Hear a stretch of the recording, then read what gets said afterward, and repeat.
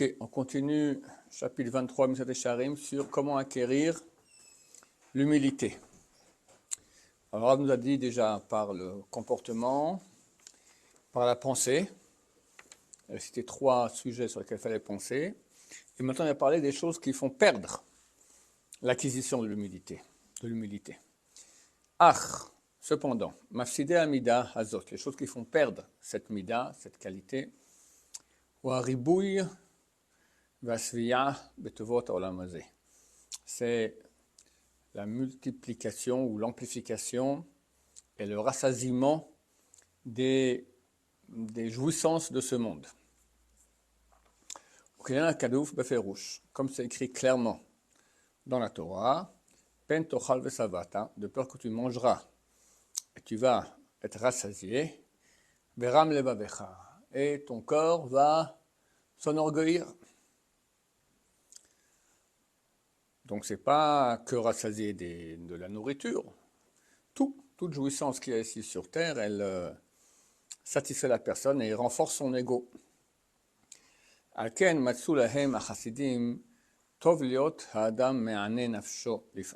pour cela que les pieux ont considéré que c'était bien de temps en temps que l'homme se soit en jeûne. Pour abaisser le penchant de l'orgueil. Qui ne se renforce que lorsqu'il y a une multiplication des profits de ce monde. Vous tous et nous tous avons jeûné. Quand on jeûne, on se rend compte. Tu n'as pas mangé un petit morceau de pain, un peu morceau de salade, déjà tout ton être entier il est complètement ratatiné. Qu'est-ce que c'est que l'être humain? Rien de rien. Voilà, tout dépend d'un radis, d'accord, à peu près. Voilà, à peu près. Rien que ça déjà, ça abaisse déjà beaucoup l'orgueil.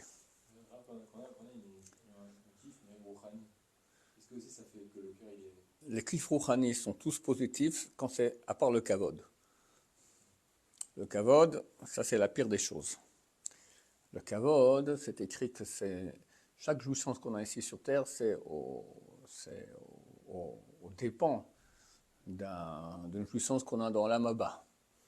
Maintenant, quand c'est une jouissance qui est complètement matérielle, un bon plat, d'accord? Bon, mais un bon plat, qu'est-ce qu'il vaut par rapport à l'amaba? Pas grand-chose, donc ça enlève un peu. Mais quand c'est une jouissance qui est spirituelle, et c'est quoi? C'est le kavod. Franchement, t'es quelqu'un. Oh là là là là là là. Ça, on lui a enlevé un bon morceau de Olam Haba, Hashem Ishmor. Mais les autres, quelqu'un qui prie, il est heureux, il aime Hashem, il est proche d'Hashem, il est plein de...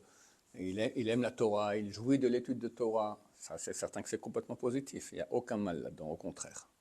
Ce que Dieu veut pas qu'on le serve dans la tristesse et comme des esclaves qui souffrent. Au contraire, il veut une histoire d'amour avec nous, de bonheur.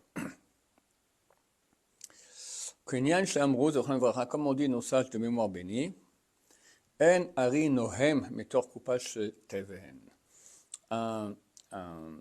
lion ne rugit pas lorsqu'on lui donne une caisse pleine de foin. Quand on lui donne une caisse pleine de viande. Voilà, la viande, il rugit, il est content. D'accord, tu donnes à un lion du foin, il ne sera pas un lion, il sera un petit toutou. Vine, et voici. Berosh kol hamafsidim ou asichlut, umiyut edi'a ametit. À la tête de toutes les choses qui font perdre l'humilité, c'est sichlut, on peut dire la bêtise, umiyut edi'a ametit, et le peu de connaissances authentiques. Kitir'e, car tu verras, shen agava metsuya yoter ela bemil shesachal yoter. Tu verras que l'orgueil se trouve plus chez les gens qui sont plus bêtes. Plus il est bête, plus il est orgueilleux. Plus il est sage, plus il est humble. Un vrai sage. Tu as des gens qui savent beaucoup de Torah, mais qui sont très orgueilleux aussi. On parle de la sagesse des choses réelles de la vie. Sage dans sa vie aussi.